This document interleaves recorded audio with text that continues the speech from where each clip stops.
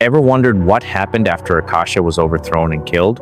In this video, we'll explore the enduring legacy of Akasha, the mother of all vampires. We'll delve into the aftermath of her demise, uncovering how her influence persisted long after her death. This sequel focuses on her most infamous heirs, the vampiric offspring of Akasha, the shadow of the Queen. The reign of Akasha, the Queen of the Damned, was a cataclysmic event in the history of the undead.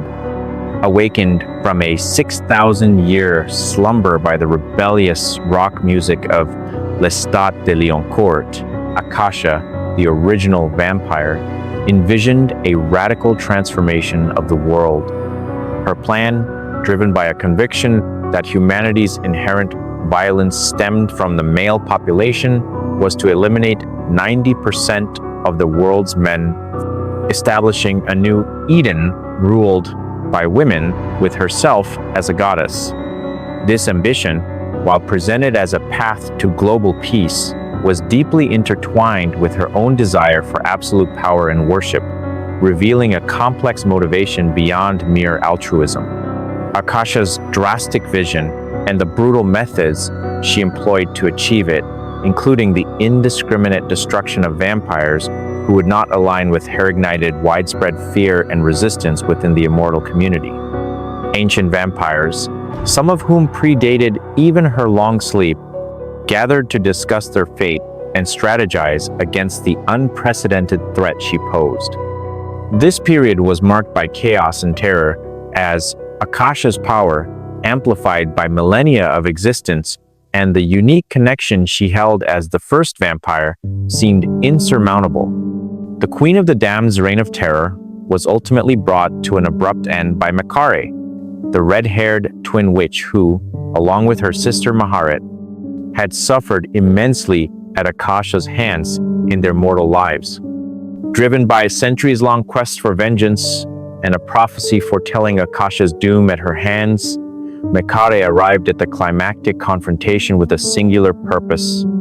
In a swift and decisive act, she decapitated Akasha, severing the source of her immense power.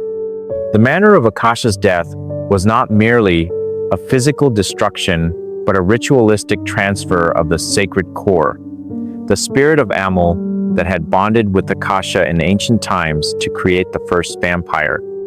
To ensure the survival of the vampire race, deeply connected to this primal source, Makare consumed Akasha's brain and heart, taking the sacred core into herself and becoming the new Queen of the Damned.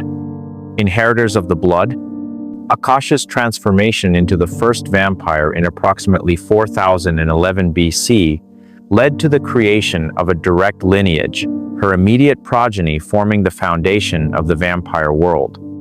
These first vampires were Enkil, her husband and king, Cayman, her right-hand man, and the twin witches, Maharet and Makare. Enkil, the first to receive the dark gift from Akasha, initially shared her power and bloodlust. However, over the millennia, his role gradually diminished. He became more of a silent consort, often existing in a catatonic state alongside Akasha, guarded by various keepers. Ultimately, in her resurgence in the modern era, Akasha deemed Enkil a hindrance and destroyed him, draining his blood to fuel her own weakened state.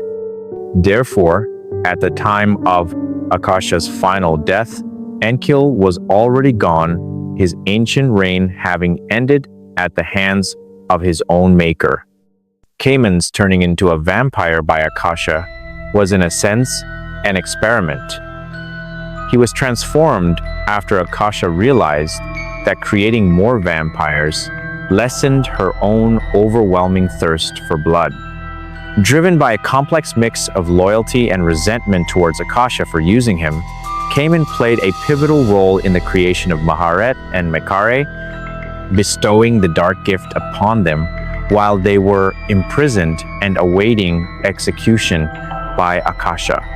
Cayman's initial reaction to Akasha's death might have been one of liberation, finally free from the dominion of the powerful queen who had manipulated him.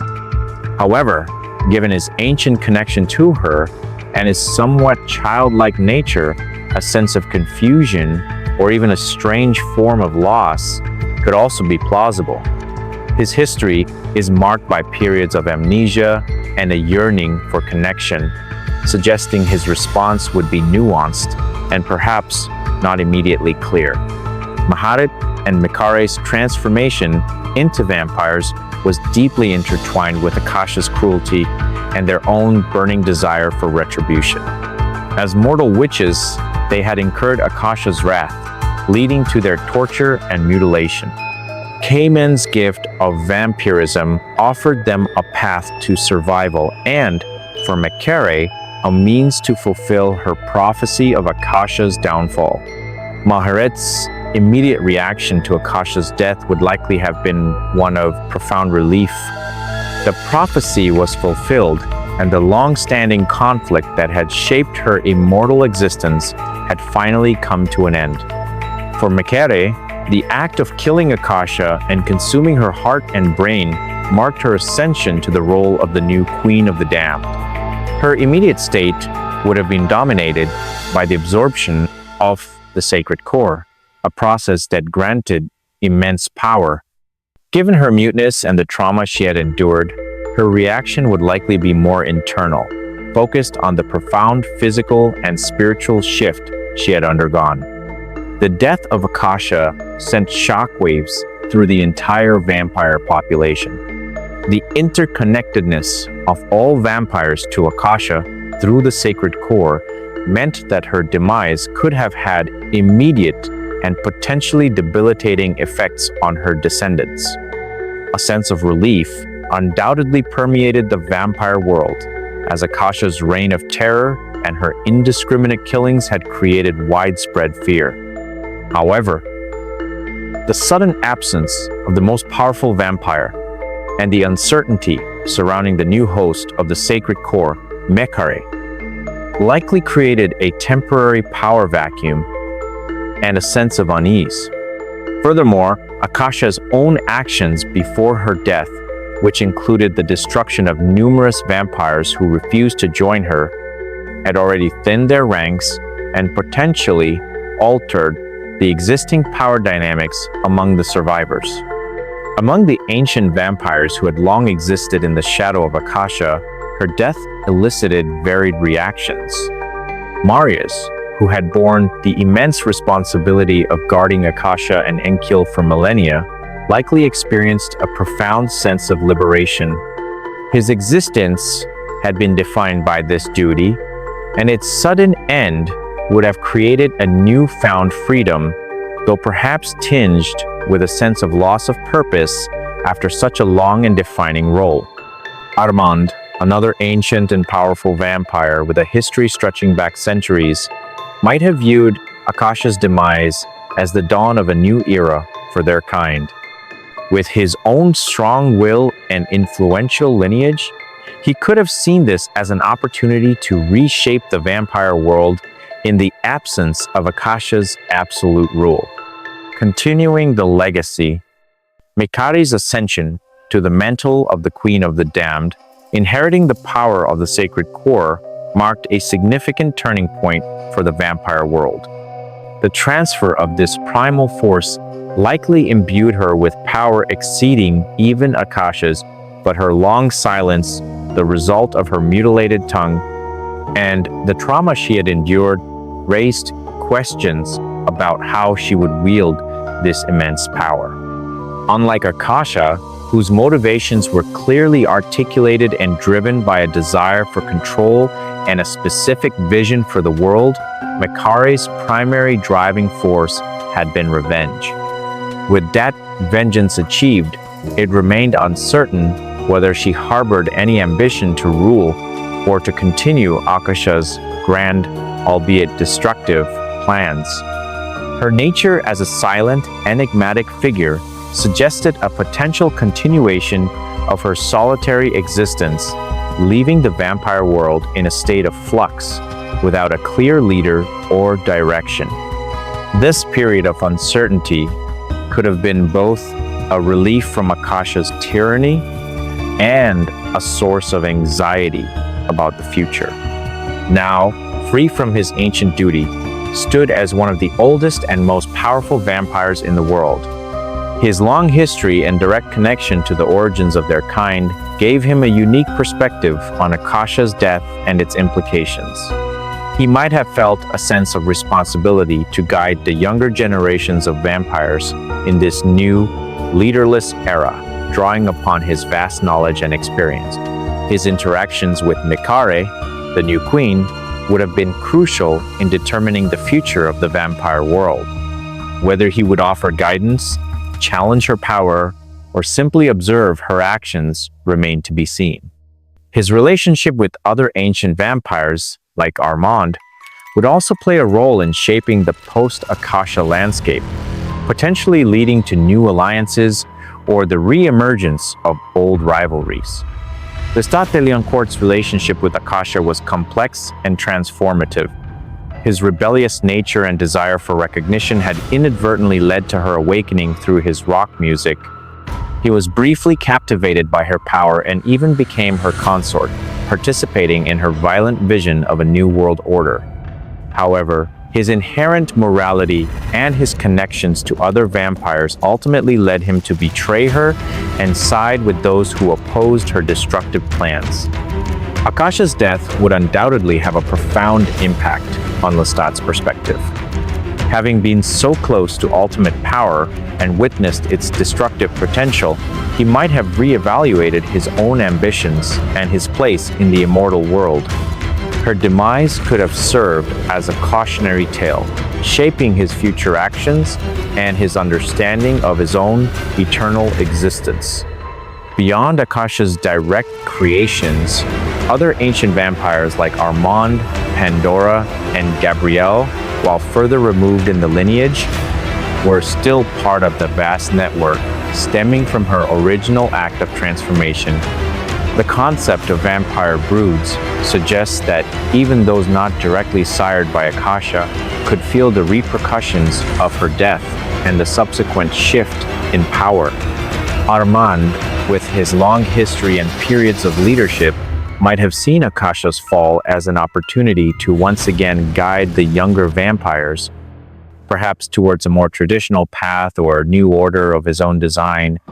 Pandora, an ancient vampire known for her wisdom and often detached perspective, might have observed the aftermath of Akasha's reign with a sense of historical understanding, perhaps offering counsel to those seeking it. Gabrielle, Lestat's maker and a fiercely independent spirit, would likely have continued her own wandering path, perhaps viewing Akasha's demise as a necessary but ultimately insignificant event in the vast tapestry of immortal existence. Challenges and transformations.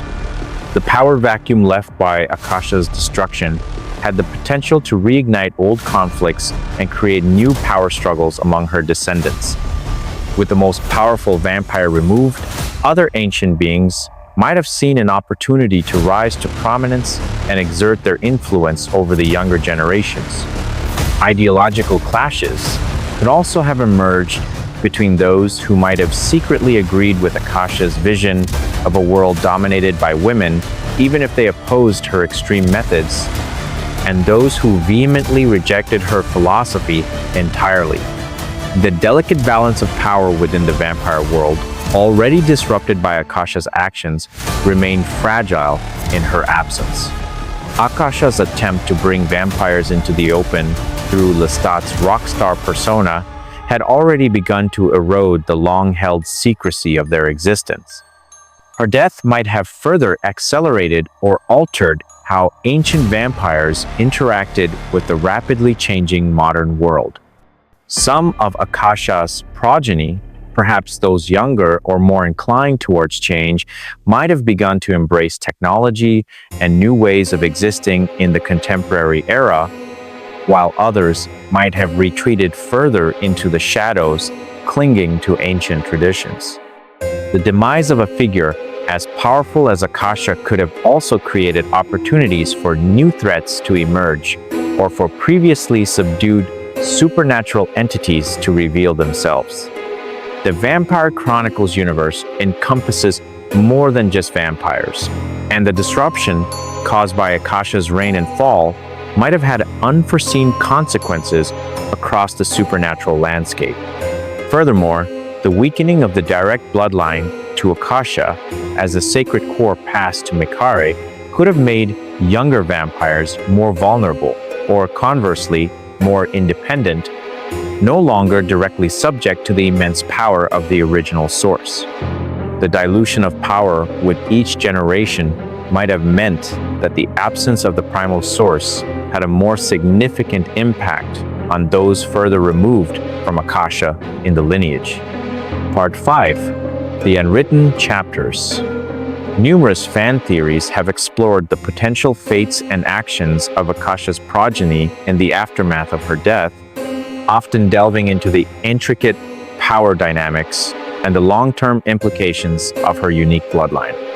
Some theories suggest the emergence of other ancient vampires with forgotten connections to Akasha, beings who might have remained dormant or hidden until her destruction created an opening. Others speculate on the development of new powers or vulnerabilities within Akasha's lineage as the sacred core resided within the enigmatic Mikare. The possibility of ideological successors to Akasha, vampires who might attempt to revive her vision of a matriarchal world, has also been a topic of discussion among fans.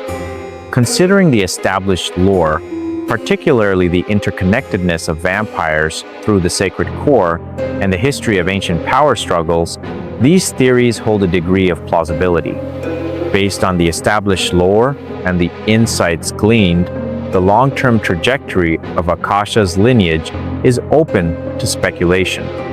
While the immediate aftermath likely involved a period of adjustment and uncertainty, the ancient vampires who survived her reign would continue to be a dominant force in the vampire world due to their age and accumulated power.